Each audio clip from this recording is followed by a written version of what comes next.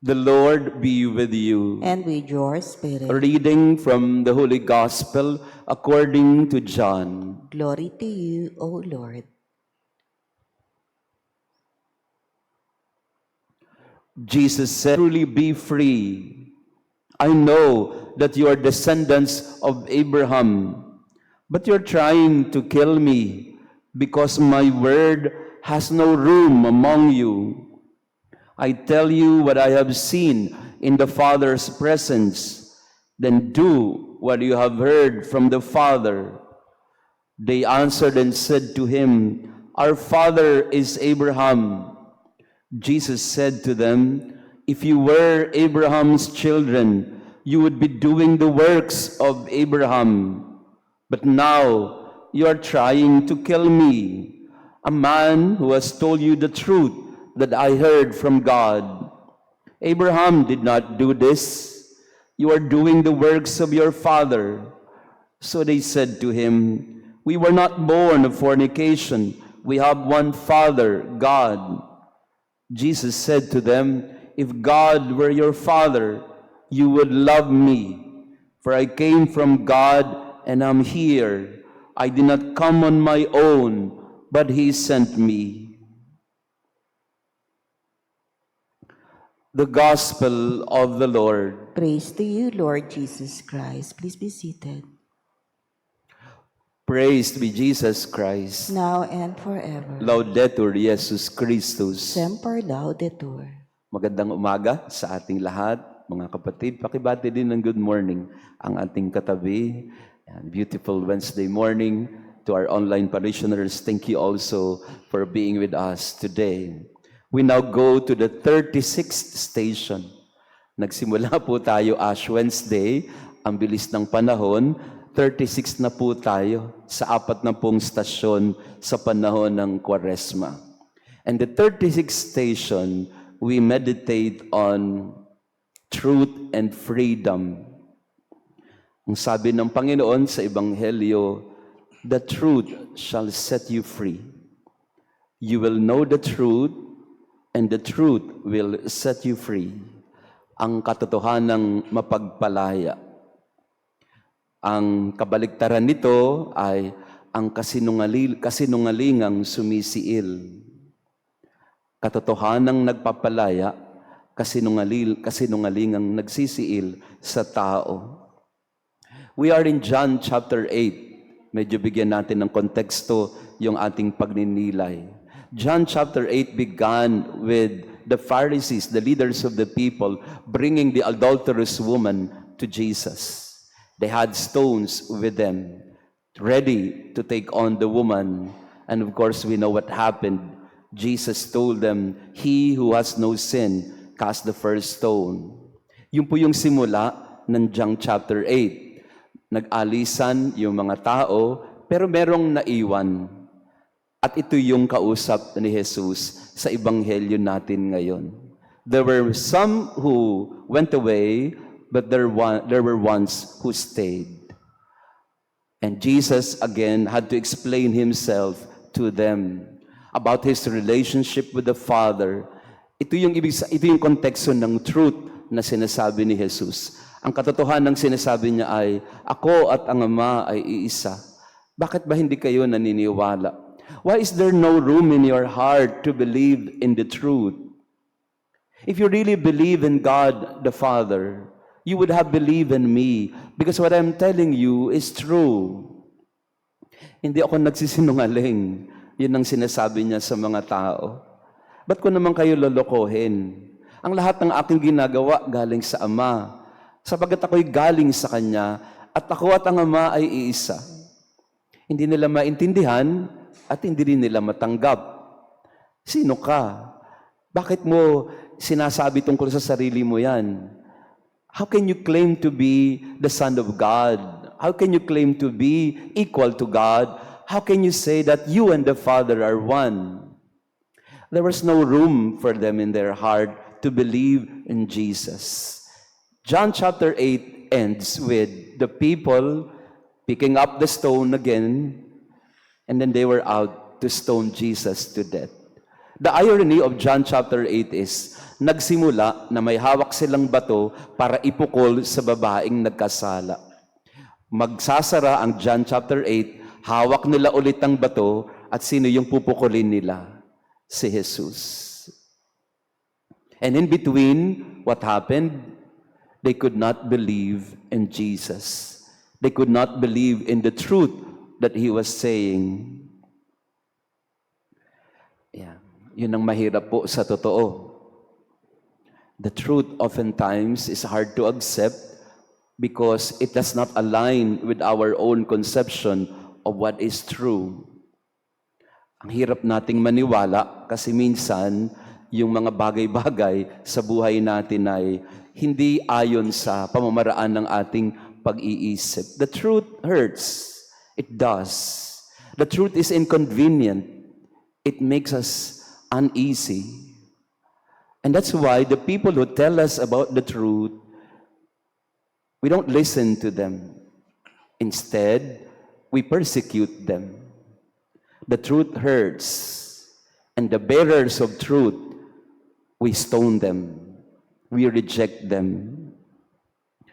Tingnan po natin yung buhay natin ngayon. Ganun po madalas. Kung sino yung nagsasabi ng totoo, sila yung pupukulin mo ng bato. Ang tawag po sa psychology niyan ay cognitive dissonance. Cognitive dissonance is a psychological reaction to someone who is making you uneasy because he or she is telling the truth about who you are. And because you can't reconcile it with yourself, you make some sort of reconciliation in your head about the inconvenient truth that is being given to you. So there is a dissonance in your mind and in your action. And instead of changing your action or behavior, you change your mind about the people who tell you about the truth.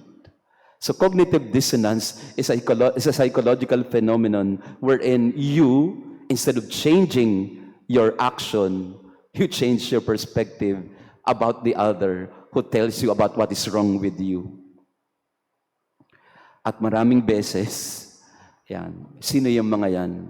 Yung mga nagmamalasakit sa'yo. Sinabihan ka ng asawa mo, itigil mo na yan. Tigas ang ulo mo pa rin. Tuloy-tuloy ka pa rin. Nagagalit ka pa sa kanya. Sinabi mo sa kapatid mo, tigil mo na yan. May asawa kang tao, tapos may kinakasama kang iba. Nagmamalasakit ka lang naman sa kapatid mo. Ano sasabihin ng kapatid mo? Huwag ka nga mapakialam dito, ate. No? Buhay ko to. Ayan. So naranasan niyo na po ba yun? To be the bearer of truth and to be accused of doing the wrong thing? Yeah. This is what happened to Jesus in John chapter 8. He bears the truth, but the inconvenient truth cannot be accepted by the people around him. So they attempted to stone him to death. Minsan po may isang lumapit minsan po we were having this healing prayer. Bukas po, we will do that again. Every Thursday we do that. So one time, somebody approached me after our healing prayer and she asked me for further healing prayer. Sabi niya, Father, I think the cancer is back. Kasi nasabi niya sa akin, I think my cancer is back. At yun, she broke down. And I had to embrace her because she was like a candle na nauupos, no? And she was telling me, I think my cancer is back. I don't want to go to the doctor. I don't want to open the envelope of the results, but I feel it, Father. It's back. And she can't accept it. Yung minsan talaga, no? Pag ang totoo, ayaw mo tanggapin, hihina ka. And I was telling her, would you like me to open the envelope for you? And I'd read the result, if you want. Sabi niya, wag na po. Pero she was still in that stage where she could not accept the truth. And she's still resisting the truth that she is sick again. But the sooner we accept the truth, the better for us. Meron din po akong kakilala na araw-araw po ang laging niyang suot ay yung barong ng asawa niya. So, kung makikita niyo po siya, lagi siya nakabarong. Wala namang special occasion. Namatay yung asawa niyang lalaki, siya, sinusuot niyang barong araw-araw ay yung damit ng asawa niya. So, minsan tinanong ko siya na, bakit ba yan ang suot mo lagi, araw-araw, sister, mga barong na pang 70s? Sabi niya, Father, damit ito ng asawa ko. No? Sinusuot ko siya araw-araw so that I can be reminded of him so that I won't forget it. So, ang ginagawa po niya, nung nabiyuda siya, lahat ng damit ng asawa niya, yun ang sinusuot niya. Yes. Kaya yung mga barong na napagkalalaki ng kwelyo, sinusuot niya pa rin yun. And I was telling her also, Sister, matagal nang patay ang asawa mo. You have to accept it. Accept it. The sooner you accept that he is gone, the better for you. But as long as you continue to wear his clothes, you continue to experience his death again and again. So ang suggestion ko sa kanya, gawin mo na lang, yung mga damit ng asawa mo, imbis na isuot mo, ilagay mo sa isang box, ilagay mo sa isang kwarto, and that's it. Kung gusto mo rin, ipamigay mo din sa mga gusto. Some people cannot just accept the truth about their lives. And this is what Jesus is offering to us today. I am the way, the truth, and the life. You have to accept the truth of your life. You have to accept whatever is true and real in your life. Because the earlier you accept that, the better for you and the easier for you to move forward in your life. In this Mass, we pray that all of us, whatever inconvenient truth it is in our life that we are trying to avoid up to this day, we ask the Lord, set us free, Lord. Set us free with your truth. Help us to accept the truth that you are offering and help us to accept in reality and not in fantasy. The truth will set you free. No matter how painful it is, you have to accept it. Praised be Jesus Christ. Now and forever. Maraming salamat po sa inyong pagdalo sa ating banal na misa. Thank you to our visitors and pilgrims and our online parishioners. Thank you for praying with us today. Tanggapin yung totoo kahit masakit, magpapalaya ito sa atin. And dahil malapit na po ang Holy Week, meron po tayong Lenten Recollection. Ngayon pong darating na Sabado, 5 o'clock will be an anticipated Palm Sunday Mass, and 6 p.m. will be our Lenten talk.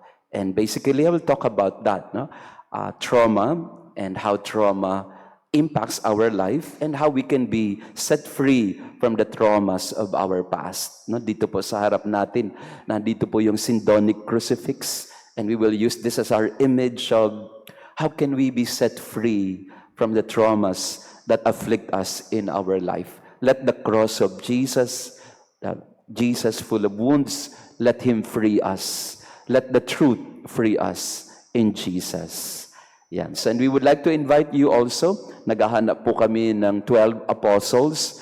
But this year, we would like to invite the young fathers to become the 12 apostles. So, 12 kalalakihan, mga tatay o mga miyembro ng pamilya na lalaki, 12 apostles na kailangan po yung medyo malakas pa kasi sila po ang magbubuhat ng andas sa Good Friday. No? So, we will ask them first sa washing of the feet, and then sa Good Friday procession and other activities. So, I'd like to invite the young fathers who are in the parish or from any place, if you can be part of our Holy Week celebration.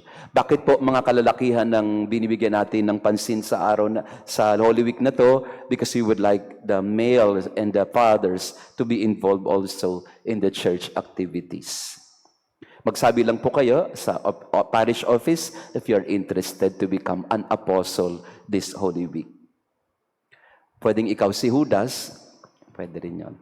The Lord be with you. And with yours. And may our loving God bless you and your family, the Father, the Son, and the Holy Spirit. Amen. Our Mass has been offered. Go in peace to love and serve the Lord. Thanks be to God.